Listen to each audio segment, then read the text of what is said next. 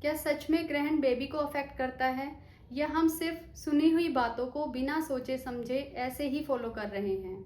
आप बताइए, आपने ग्रहण के बारे में क्या सुना है? 3 मार्च को चंद्र ग्रहण है और जैसे ही ग्रहण का नाम आता है प्रेग्नेंट मदर को सलाहें मिलनी शुरू हो जाती है। खाना मत खाना, बाहर मत निकलना, कुछ काटना मत, सुई धागा मत छूना और फिर एक डर कि कहीं मेरे बेबी पर इसका गलत असर ना पड़े। लेकिन आज हम फियर नहीं, फैक्ट्स देखेंगे। आज हम ये जानेंगे कि हमारे पुराने ग्रंथों में क्या लिखा है और मॉडर्न साइंस क्या कहती है। So stay till the end. नमस्ते, मैं प्रतिभा शर्मा और आज की वीडियो में मैं आपको यही बताऊंगी कि एग्जैक्टली प्रेगनेंसी में ग्रहण के समय मदर को क्या करना चाहिए। तो चलिए सिंपल लैंग्वेज में समझते हैं।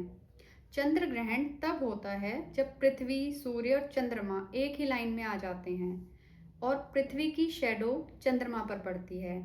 ये एक नेचुरल एस्ट्रोनॉमिकल इवेंट है। नासा और एस्ट्रोनॉमिकल रिसर्च के अकॉर्डिंग ग्रहण के दौरान कोई harmful radiation spike scientifically prove नहीं है। मून अपनी जगह पर ही होता है, बस उस पर शैडो पड़ती है।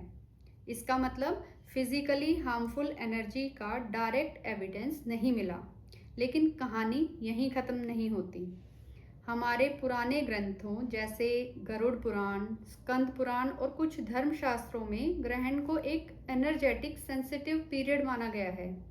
वहाँ लिखा है कि ग्रहण के समय मन और शरीर दोनों प्रभावित होते हैं। इस समय ध्यान, मंत्र और जाप करना शुभ माना गया है और गर्भवती महिला को विशेष सावधानी रखने को कहा गया है।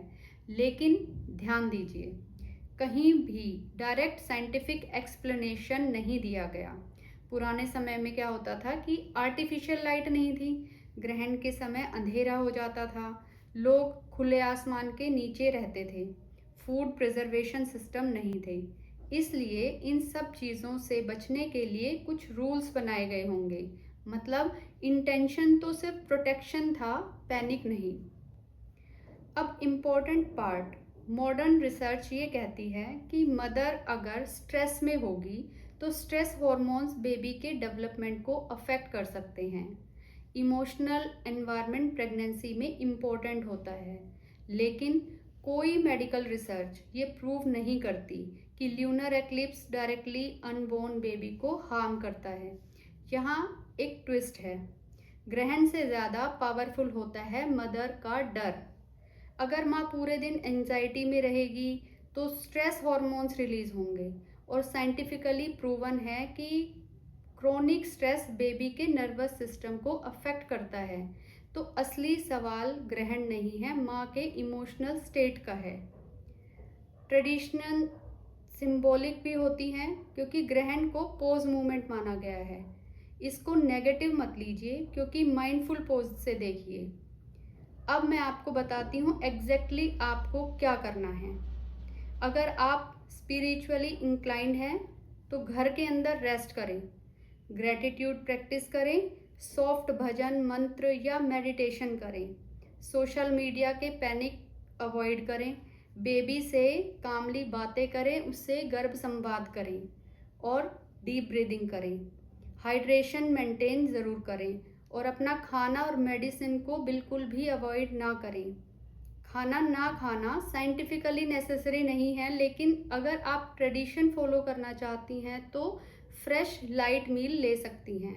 और सबसे इम्पोर्टेंट, फियर नहीं, अवेयरनेस से एक्ट करें।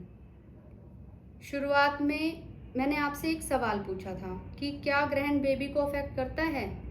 अब जवाब क्लियर है, डायरेक्ट फिजिकल एविडेंस नहीं है, लेकिन माँ का स्ट्रेस ज़रूर अफेक्ट करता है। तो 3 मार्च को ग्रहण को पैनिक का दिन मत बनाइए, उसे बॉन्डिंग का दिन बनाइए। बेबी से बात कीजिए, ग्रेटिट्यूड कीजिए, शांत सा म्यूजिक सुनिए। किसी भी ग्रहण से ज़्यादा पावरफुल होता है। बिना डर और स्ट्रेस के इस दिन को माइंडफुल तरीके से, अवेयरनेस से यूज़ कीजिए।